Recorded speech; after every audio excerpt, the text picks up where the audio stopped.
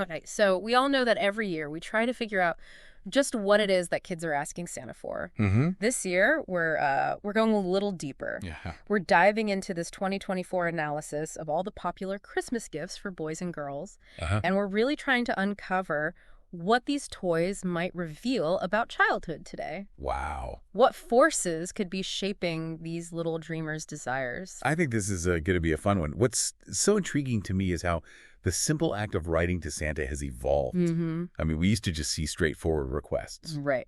But now it's a fascinating blend of cutting edge technology and those classic toys that never seem to fade away. Yeah.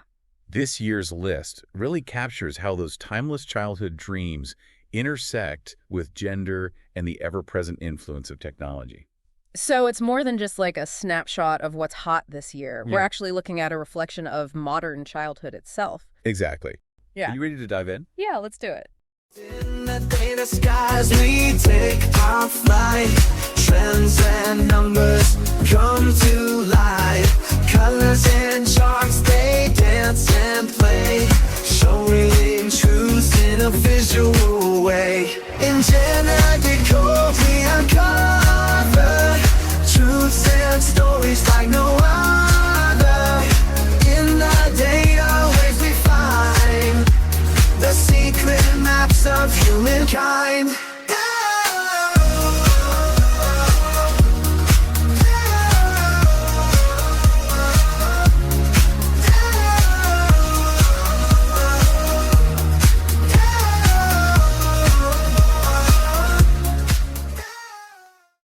What were some of the biggest trends that you saw right off the bat? Well, one of the first things that really jumped out at us was the difference between what boys and girls are asking for. Oh, really? It's almost like you're living on different planets. Okay, I'm super curious now. Tell me more. Okay, so for the girls, it seems like creativity and self-expression are huge. Okay. But there's also this practical side to it as well. Interesting. Give me some examples. Well, picture this 3D printing pens. Wow. Smartphone tripods, Okay. so they can get the perfect selfie, of course. Naturally. And even heated blankets with remotes. Okay, wait. Stop the presses right there. Yeah. A heated blanket with a remote. Ultimate cozy control. I think my inner child needs that, right now. Right. But it does make sense. Oh, yeah. It shows they're comfy with tech. Right. And they value comfort and they want to express themselves. They want to create, and it's fascinating. Okay, so that's the girls. What about the boys? Okay, so the boys, their lists are all about adventure, Okay. independence, and a huge fascination with tech. We're seeing things like portable campfires. The little smokeless ones? Exactly. Perfect for those backyard adventures. Oh, that's cool. Right. I like that. And then there's the mini espresso makers. Wait, mini espresso makers. Seriously, talk about starting young. I know what's next, mini stock portfolios. Right, exactly. But I guess it makes sense. It does. They're growing up surrounded by adults who are obsessed with coffee. Mm-hmm. Side hustles, the whole 9 yards. It's all about mimicking what they see around them. It's true. And then you know what else I noticed? What's that? Teddy bears. Oh, yeah. Those were huge for both boys and girls. It seems like no matter what generation, Yeah. everyone needs a cuddly friend. Yeah. It's kind of heartwarming to see that some things never go out of style. Absolutely. So that's. But here's where I get a little stuck. Okay. I mean, are kids born wanting a smartphone tripod or a mini espresso maker? Of course not. Come on. Right. What's really going on here? Well, this is where we have to look at the influence of marketing and those societal norms. Okay. Think about it. Think back to when you were a kid. Okay. I remember those toy catalogs. Yeah, those toy catalogs. I'd spend hours circling everything I wanted. Yeah, exactly. And now imagine those catalogs, but with very specific messages about what boys and girls should like. So you see girls getting the compact sewing machines and out-to-impress jewelry sets. Uh-huh. And then the boys are getting the customizable neon signs and mechanical keyboards. Wow. Yeah, I never really thought about it like that, but you're right. It's subtle. It's like they're being nudged in a certain direction before they even have a chance to figure out what they really like. Exactly. And it's not just about the toys themselves. It's the colors, the packaging, Right. the characters they use in advertising. Oh, yeah. It all adds up. Wow. So even Santa's workshop isn't immune to gender stereotypes. It's a reflection of our society as a whole, unfortunately. Yeah, that is a little disheartening. The stereotypes are so ingrained. And sometimes I think even adults don't realize they're reinforcing them. It's unconscious a lot of the time. So what can we do about it? That's a great question. How do we break free from these expectations and encourage kids to be open to anything? You know, that is a fantastic question, and it's something we'll definitely explore more in the next part of our deep dive. Okay, good, because I have a lot more questions. Yeah. But before we move on, I am curious. Did you notice any gifts that showed up on both lists? Oh, absolutely. Like things that totally defied the gender norms? Yeah, and that's where things get really interesting. Okay, I'm hooked. Tell me more. We already talked about the teddy bears. Right. But there were also a ton of requests for those indoor herb garden kits. Oh, yeah, those are cool. And those mini verses make it mini food kits. Okay, those are adorable. They're so tiny and cute. Right. And kids love them. What do you think is driving that? Well, it could be a few things. Okay. Maybe it's a fascination with all things miniature or a desire to connect with nature. Yeah. Maybe even a budding interest in healthy eating. Or all of the above. Or all of the above, exactly. I feel like maybe they're looking for a little bit of control and creativity in a world that feels kind of overwhelming at times. That's a really insightful point. And maybe that's something we overlook when we're analyzing trends. It's a key aspect of childhood that often gets lost in the shuffle. So we've covered a lot of ground here, We have. but it feels like we're just getting started. Yeah, we're just scratching the surface. There's so much more to unpack. And in the next part, we're going to delve even deeper into these shared interests Oh. and explore how they challenge those traditional gender roles. Can't wait. I'm already on the edge of my seat.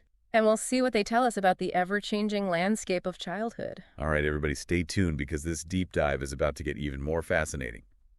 All right, so we're back, and we're diving even deeper into these Christmas wish lists. Yeah. And last time we were talking about those gifts that kind of transcend those traditional gender lines. Right. It's amazing to see those common threads. Yeah. Especially in a world that's always trying to put kids in these neat little boxes. You know, it's so true. Based on gender. So let's unpack that a bit more. Okay. You mentioned indoor herb garden kits and Miniverse Make It mini food kits. What do you think is making those so popular with both boys and girls? Well, I think for one, they tap into this growing awareness of health and well-being. Even with kids. Yeah, even among younger generations, you know, they're exposed to so much more these days. It's true. About healthy eating and sustainability. Right. And these gifts are kind of a fun way to get involved. It's like they're miniaturizing those adult trends. Yeah, exactly. Like a tiny little herb garden. Right. Or those miniature culinary masterpieces. It's almost too cute. It's adorable. And then there's the virtual reality headsets. Oh, yes, VR. Those are on both lists, too. It's like stepping into another world. I know, and it seems like kids are just as fascinated by it as adults are. Absolutely. What do you think is driving that? I think it offers a level of immersion you just can't get from traditional toys. Okay. Yeah, that makes sense. You can explore ancient ruins or swim with sharks, even travel to outer space. Wow. All from your living room. And the fact that it appeals to both boys and girls. Yeah. I mean, that suggests it has the power to break down some of those gender barriers. In those fields, definitely. That's exciting to think about. It's like VR is this new playground where everyone's welcome. And you know what else was on both lists? What's that? Teddy bears. Ah, yes, the classic teddy bear. They never go out of style. Never goes out of style. It speaks to that fundamental human need Yeah. for comfort and connection. It's true. I think everyone has a special stuffed animal from their childhood. Absolutely. Even if it's a little worn out. Yeah, it brings back memories. It does. It's like a reminder of those simple joys. Of childhood. Yeah, so we're seeing this mix of classic and modern, high-tech, and timeless. Right. What do you think that tells us about being a kid in 2024? Well, I think it reflects the world they're growing up in. Okay. Constant change technology advancing at warp speed. It's a lot to process. They're bombarded with information, exposed to more choices than ever before, Okay. and they're facing some pretty complex challenges. Like climate change. climate change, social media pressures, It can feel pretty overwhelming. even for adults. Exactly. But you know what's interesting? Even with all that complexity, these wish lists show us Yeah. they still have that sense of wonder, Okay. that desire for connection, and those simple joys of childhood. They're still kids. They're still kids. They want comfort. They want to explore new things. And they want to be creative. They want to express themselves. It's like they're navigating this crazy world, Yes. but they're holding onto those core values. Those things that make us human. I like that. It's a hopeful message. It is. It really is. That even in a world that feels chaotic and uncertain, Yeah. that spirit of childhood, that wonder and resilience, it's still there. Okay, so we've talked about the positives, Mm-hmm. but are there any potential downsides to all of this? That's a great question, and it's something we need to be aware of. Okay, like what? Well, technology can be amazing for learning and connection, Yeah. but we need to find that balance. Too much screen time isn't good, No. and it can lead to anxiety and isolation. It's a struggle for everyone these days, not just kids. It really is. So it sounds like it's all about finding that balance. Yes, finding that balance. Embracing technology, Mhm. but also nurturing those human connections. Absolutely, those experiences that define childhood. I'm curious, were there any gifts that really surprised you? You know, there were a few things that caught my eye, Okay, like what? especially on the boys list. Oh, yeah. The resurgence of board games. Board games. Board games. In a world of video games and VR, I know, it's surprising. kids are still asking for board games. They are, and it's not just the classics like Monopoly or Scrabble. Okay, what else? We're seeing a lot of these newer, more strategic games Oh, cool. that require critical thinking and collaboration. I love that. It's a reminder that even in the digital age, Yeah. there's still a place for those face-to-face interactions. I know, there's something so refreshing about that. It is. Like a pushback against all the digital stimulation. Right. A need for something tangible. Something that makes you be present in the moment. And that actually ties into this whole mindfulness trend. It does. It's about slowing down, Yeah. connecting with others, appreciating the simple things. It's amazing how these gift choices Yeah. can reflect these larger cultural shifts. Absolutely. We've talked about technology and gender roles and the need for balance, Right. but there's another layer here that I think is important. Okay. What do these choices tell us about the values of this generation? That's a great question. Like their aspirations for the future? It takes us beyond the actual items on the list. Okay, tell me more. Well, if you look closely, there's a clear emphasis on creativity, Okay. individuality, and a desire to make a difference in the world. Can you give me some examples? Sure, on the girls' list, there are lots of requests for art supplies. Okay. DIY kits, things like customizable neon signs, Yeah. things that let them express their personality. Like they want to create something unique. Exactly. And on the boys' list, Yeah. there was an interest in things like robotics kits and coding games. So problem-solving innovation. Yes, and STEM skills. It's like they're getting ready to be the future inventors. The entrepreneurs shaping the world.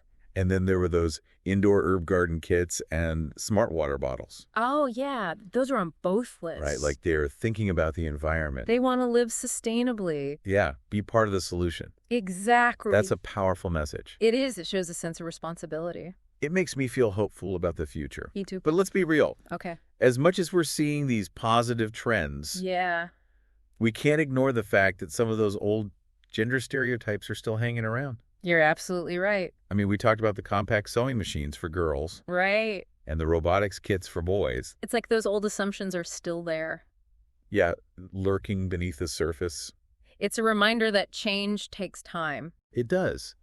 And sometimes even the best efforts fall short. Unfortunately, yes. So what can we do? How do we break free from these expectations? It's a tough question. It is. But I think it starts with awareness, Cook. challenging those assumptions, Yeah. and creating an environment where all interests are celebrated, No matter what. no matter what. So it's about fostering curiosity and exploration. And acceptance. Yeah, letting kids be themselves, whoever that may be. Exactly. And it goes beyond just the toys and activities. Okay. It's about the messages they hear from adults, The role models they the see. stories they're told about what's possible. So it's a group effort then. It is parents, educators, marketers, the media. We all have a role to play We all have a part. in shaping a world where gender stereotypes don't limit a child's potential. Imagine a world where a boy feels just as comfortable asking for a sewing machine Yeah. as a girl asking for a robot. That's the kind of world I want to live in. Me too! A world where imagination knows no boundaries. And you know what? I think this generation, Yeah. with their creativity and their awareness, Absolutely. they're going to be the ones to make that happen. I think so too. They're going to lead the way. I'm excited to see it. Me too. And Yeah. as we wrap up this part of our deep dive, Okay. I want to leave our listeners with a question. Okay, hit me.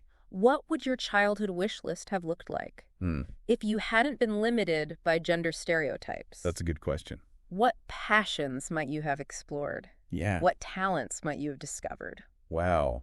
I love that. It's something to think about.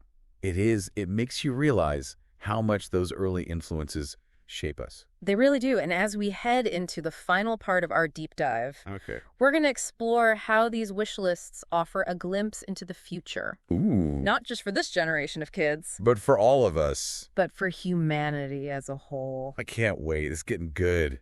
Stay tuned, everybody. Okay, so welcome back to the deep dive. We've been exploring these 2024 Christmas wish lists. And it's really incredible to see how much they tell us about kids these days, their hopes, their dreams, even the challenges they're facing. Yeah, it's a good reminder that even in this digital world we live in, Yeah. that act of wishing, of wanting something special, it's really powerful. So true. And as we wrap up this deep dive, what's the one big takeaway you want our listeners to remember? I think the biggest thing to remember is that these lists aren't just about the stuff. Right. It's about the stories behind the stuff. Yeah. It's a glimpse into what it's like to be a kid in 2024. Yeah. Each gift is like a symbol, a clue to understanding this generation. Exactly. So let's zoom out for a minute and look at the big picture. Okay. What do these wish lists tell us about the future? Well, they paint a picture of a future that's both hopeful and uncertain. Okay. We see a generation that's really comfortable with technology. Yeah. They're creative, and they care about things like sustainability and well-being. It's like they're inheriting a world with a lot of problems. Right. But they're not afraid to tackle them. They're not shying away. They're embracing technology, finding new solutions. Yeah, they're demanding change. And that gives me a sense of optimism. Me too. This generation isn't just sitting back laws. They're shaping the world. I love that energy. It's inspiring. It is. But, with all this focus on technology and innovation, Yeah. I wonder if we're losing sight of some of those essential human values, Oh, that's a really important point. like empathy, compassion, yeah, connection. it's something we need to be mindful of. Yeah. Technology can be amazing for connection, Right. but it can also be isolating. So it's all about finding that balance. Yes. Finding that balance. It's embracing the good parts of technology, but also nurturing those human qualities. Absolutely. The things that make us human. This whole deep dive has got me thinking about my own childhood wish lists. Oh, yeah. I wonder what those lists would tell us about the world I grew up in. I'm sure they would reveal some interesting insights. And I think it's a good exercise to revisit those childhood dreams. To see how they've changed and how they've shaped who we are today. Maybe this holiday season when you're making your own list. Yeah. Or searching for the perfect gift. Yeah. Take a moment to think about what you're really hoping for. What it means. What does it say about your values, your aspirations? That's a great point. The world you want to create. It's like we're all still writing our wish lists in a way. We're still longing, hoping, dreaming. And those desires can guide us. Yeah, towards a more meaningful life. Well, it's been fantastic exploring these ideas with you. It has. And to all our listeners out there, thanks for joining us on this deep dive into the world of kids' Christmas wish lists. Happy holidays, everyone. And happy wishing.